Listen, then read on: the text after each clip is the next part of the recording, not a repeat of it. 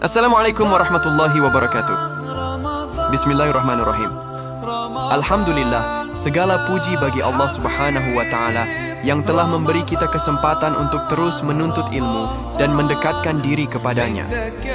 Salawat dan salam semoga senantiasa tercurah kepada Nabi Muhammad SAW, keluarga, sahabat, dan seluruh umatnya yang mengikuti petunjuk beliau hingga hari kiamat. Allahumma sholli ala Sayyidina Muhammad wa ala alihi Sayyidina Muhammad. Sahabat yang dirahmati Allah, hari ini kita akan membahas satu isu yang sering menjadi perbincangan di kalangan umat Islam, yaitu tentang kemunculan Imam Mahdi di pertengahan bulan Ramadan, terutama jika jatuh pada hari Jumat. Banyak yang menyebarkan informasi bahwa tahun ini adalah tahun kemunculan Imam Mahdi karena pertengahan Ramadan bertepatan dengan hari Jumat. Sebagai Muslim yang berpegang teguh pada ajaran Islam, kita harus memastikan bahwa informasi yang kita terima memiliki dasar yang kuat dari Al-Quran dan hadis yang sahih. Maka dari itu, simak video ini sampai akhir agar kita bisa memahami mana yang fakta dan mana yang hoax. Jangan lupa untuk like, share, dan subscribe agar lebih banyak saudara Muslim kita mendapatkan ilmu yang benar. Sebagai Muslim yang berpegang teguh pada ajaran Islam, kita harus memastikan bahwa informasi yang kita terima memiliki dasar yang kuat dari Al-Quran dan hadis yang sahih. Seperti yang telah disebutkan sebelumnya, memang ada hadis-hadis tentang kemunculan Imam Mahdi, tetapi tidak ada hadis yang sahih yang menetapkan tanggal, bulan, atau tahun spesifik kapan beliau akan muncul. Banyak yang mengaitkan kemunculan Imam Mahdi dengan pertengahan Ramadan dan suara dari langit. Namun, hadis yang menyebutkan hal ini kebanyakan lemah, dhaif, atau bahkan palsu. Misalnya, ada hadis yang berbunyi, akan ada seruan di langit pada bulan Ramadan, pada malam Jumat, pada pertengahan bulan Ramadan, yang akan membangunkan orang yang tidur dan membuat orang yang berdiri duduk, dan gadis-gadis akan keluar dari kamar mereka. Hadis ini diriwayatkan oleh beberapa sumber, tetapi kebanyakan ulama hadis seperti Ibnu Hajar Al-Asqalani dan Al-Albani menilai hadis ini sebagai lemah atau palsu. Oleh karena itu, tidak bisa dijadikan dasar keyakinan. Penentuan waktu kemunculan Imam Mahdi adalah ghaib. Dalam Islam, kemunculan Imam Mahdi termasuk dalam perkara ghaibiyat, hal gaib, yang tidak bisa diketahui kecuali oleh Allah. Rasulullah SAW hanya memberikan tanda-tanda umum tanpa menyebutkan waktu yang spesifik. Allah berfirman dalam Al-Quran, "Sesungguhnya Allah, hanya padanya sajalah pengetahuan tentang hari kiamat." Quran Surah Luqman ayat 34. Fenomena yang berulang dan tidak bisa dijadikan patokan. Setiap kali pertengahan Ramadan jatuh pada hari Jumat, selalu muncul spekulasi tentang Imam Mahdi. Padahal, dalam sejarah Islam, hal ini sudah berkali-kali terjadi dan tidak pernah terbukti sebagai waktu kemunculan Imam Mahdi. Jika benar ada tanda-tanda yang sangat jelas, tentu para ulama besar dunia Islam akan sepakat tentangnya, bukan hanya sekadar isu di media sosial.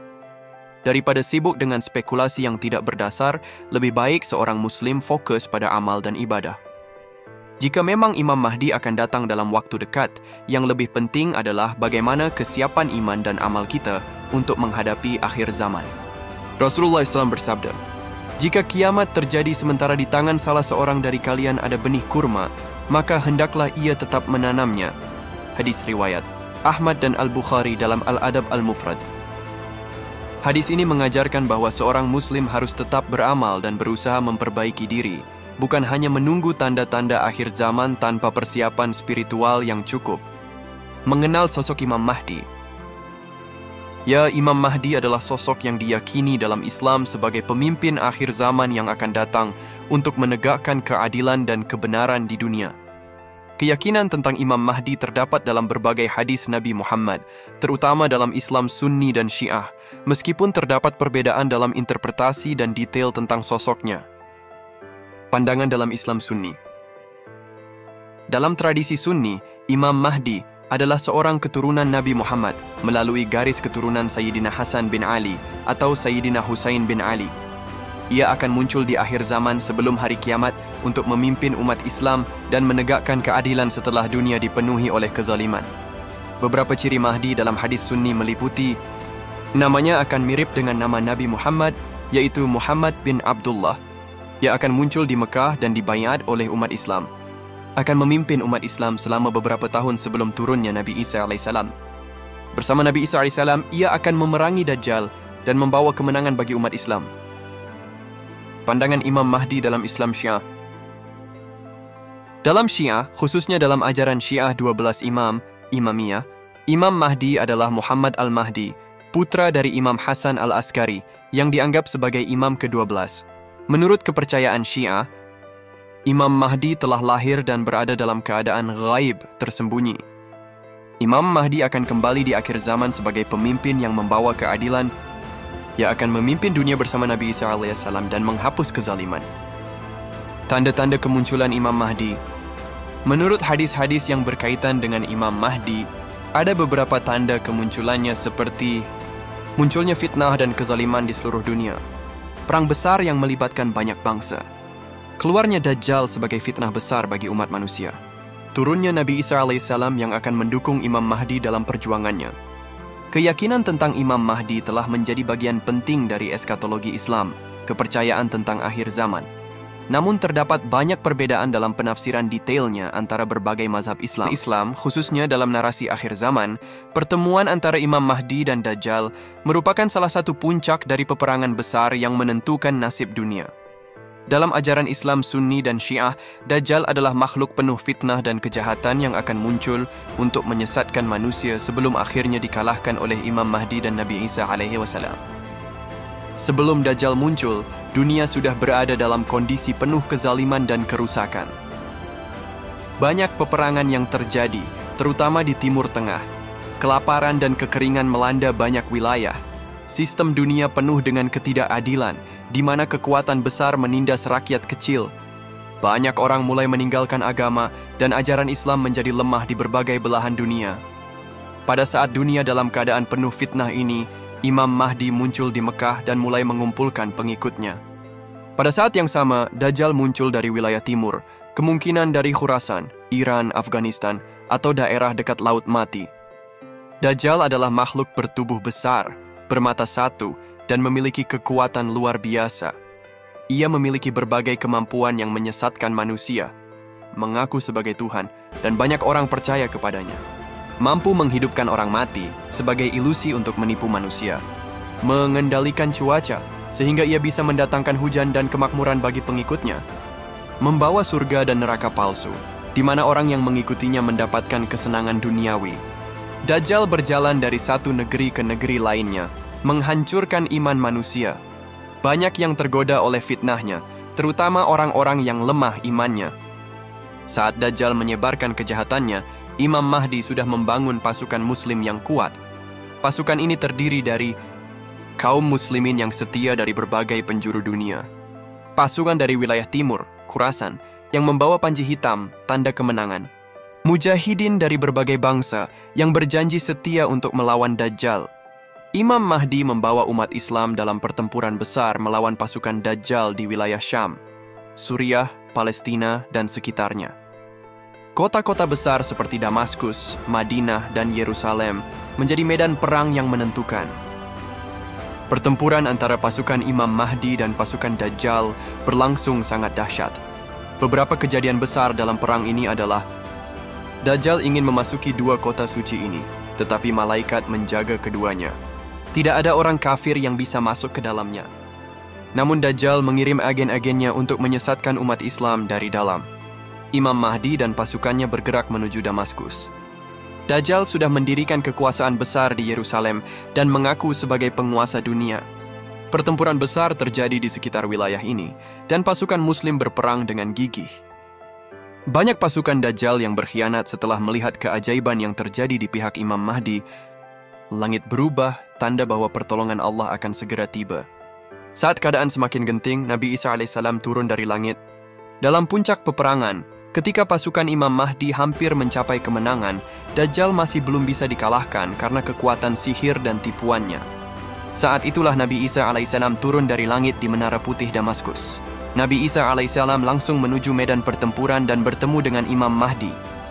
Dajjal ketakutan melihat Nabi Isa alaihissalam karena ia tahu hanya Nabi Isa alaihissalam yang bisa membunuhnya. Dajjal berlari ke arah Yerusalem untuk bersembunyi.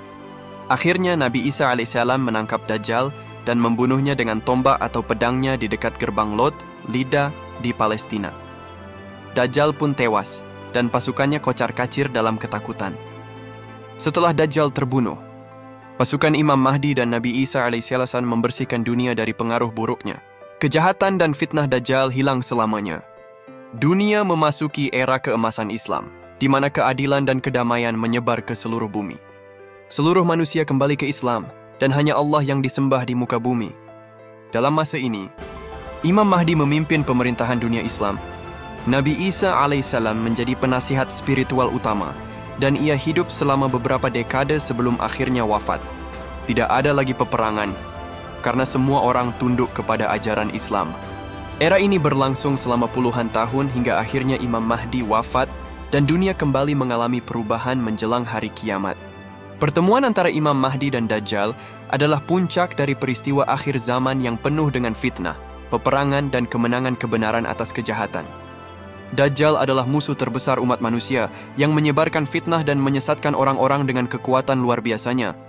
Imam Mahdi adalah pemimpin yang membawa keadilan dan melawan Dajjal bersama pasukan Muslim. Nabi Isa alaihissalam turun ke bumi dan akhirnya membunuh Dajjal, mengakhiri era kegelapan. Setelah kemenangan ini, Islam berjaya dan dunia memasuki masa keemasan sebelum akhirnya hari kiamat tiba. Narasi ini tidak hanya menjadi kisah yang penuh makna, tetapi juga mengandung banyak pelajaran bagi umat Islam tentang pentingnya keimanan, kesabaran, dan perjuangan melawan kezaliman. Dalam Islam, fitnah Dajjal mengacu pada ujian, cobaan, dan tipu daya terbesar yang akan menimpa umat manusia di akhir zaman. Kata fitnah dalam bahasa Arab berarti ujian berat yang bisa menggoyahkan iman seseorang. Dajjal adalah makhluk yang penuh tipu daya dan akan menggunakan segala cara untuk menyesatkan manusia dari kebenaran. Rasulullah SAW menyebut Dajjal sebagai fitnah terbesar yang pernah ada di dunia, dan umat Islam diperintahkan untuk waspada terhadapnya. Kenapa fitnah Dajjal sangat berbahaya? Dajjal bukan sekadar sosok jahat biasa, tetapi seorang penipu besar yang memiliki kekuatan luar biasa. Fitnahnya sangat berbahaya karena Dajjal akan mengaku sebagai Tuhan dan menuntut manusia untuk menyembahnya. Dia akan berfirman, "Akulah Tuhan kalian. Aku bisa menghidupkan dan mematikan." Banyak orang yang lemah iman akan percaya kepadanya karena melihat keajaiban yang ia tunjukkan. Menurut hadis-hadis sahih, Dajjal memiliki beberapa kekuatan luar biasa yang bisa menipu manusia. Menghidupkan orang mati sebagai ilusi, Dajjal bisa menampilkan seolah-olah ia membangkitkan orang mati. Membawa surga dan neraka, Dajjal bisa menunjukkan sesuatu seperti surga dan neraka, padahal surga yang ia tawarkan adalah neraka yang sebenarnya. Mengendalikan cuaca, Dajjal bisa menurunkan hujan atau menghentikannya. Orang yang beriman dan menolak mengikuti Dajjal akan diuji dengan kelaparan dan kekeringan. Menjadikan tanah subur atau tandus, Dajjal bisa membuat tanah yang ia kehendaki subur dan tanah yang menolaknya menjadi tandus. Menggerakkan gunung emas. Ada riwayat yang menyebutkan bahwa Dajjal bisa menarik harta dari dalam bumi untuk menarik manusia agar mengikuti keinginannya. Dajjal akan menguji manusia dengan kemiskinan, kelaparan, dan ketakutan. Orang-orang yang lemah iman akan tergoda oleh harta dan kenikmatan dunia yang ditawarkan Dajjal. Hanya orang-orang yang memiliki keimanan kuat yang akan selamat dari fitnah ini. Bagaimana Dajjal menyesatkan manusia? Fitnah Dajjal terjadi dalam beberapa cara. Menipu dengan ilmu dan teknologi. Dajjal mungkin akan menggunakan teknologi canggih untuk menipu manusia. Kemampuan untuk mempengaruhi pikiran manusia bisa menjadi bagian dari fitnahnya. Menggunakan tipu daya dan propaganda, Dajjal akan menggunakan media dan informasi palsu untuk menyebarkan pengaruhnya. Dia akan menyesatkan manusia dengan doktrin palsu dan membuat mereka percaya bahwa ia adalah penyelamat dunia.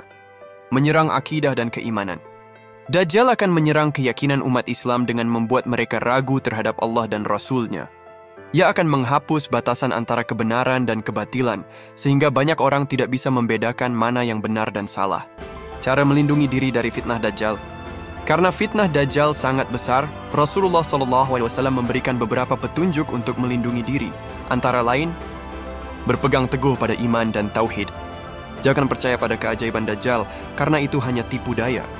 Jangan tertarik dengan harta dan kekuasaan yang ditawarkannya. Selalu berdoa kepada Allah agar diberikan perlindungan dari fitnahnya. Menghafal dan membaca surah Al-Kahfi. Rasulullah bersabda, "Barang siapa yang menghafal 10 ayat pertama dari surah Al-Kahfi, maka dia akan dilindungi dari fitnah Dajjal."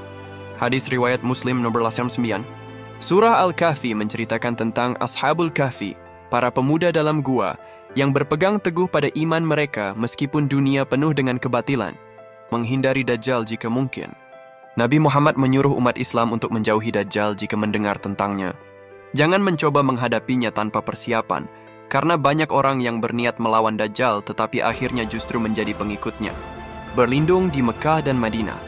Dajjal tidak bisa memasuki Mekah dan Madinah karena malaikat menjaga kedua kota ini. Rasulullah bersabda bahwa Madinah akan berguncang 3 kali, dan orang-orang munafik akan keluar dari kota itu untuk bergabung dengan Dajjal. Berdoa untuk perlindungan? Rasulullah mengajarkan doa berikut untuk melindungi diri dari fitnah Dajjal. Allahumma inni a'udzu bika min adzabil qabr, wa min adzabil nar, wa min fitnatil muhya wal mamat, wa min syarri fitnatil masihid Dajjal. Ya Allah, aku berlindung kepadamu dari azab kubur, dari azab neraka, dari fitnah kehidupan dan kematian, serta dari kejahatan fitnah Al-Masih Dajjal. Akhir dari fitnah Dajjal. Meskipun Dajjal memiliki kekuatan besar, ia tidak bisa bertahan selamanya. Menurut riwayat, Dajjal akhirnya akan dikalahkan oleh Nabi Isa AS. Setelah Dajjal mati, dunia akan kembali dalam keadaan damai di bawah kepemimpinan Imam Mahdi dan Nabi Isa AS. Dajjal akan terbunuh di dekat gerbang Lod, Palestina. Pada akhirnya, kemenangan tetap berada di pihak orang-orang beriman.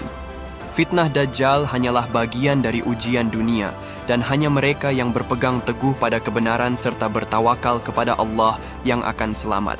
Sebagaimana janji Allah, kebenaran akan selalu menang dan kebatilan pasti akan binasa. Semoga kita semua terlindung dari fitnah Dajjal dan diberikan keteguhan iman hingga akhir hayat. Amin. Wassalamualaikum warahmatullahi wabarakatuh.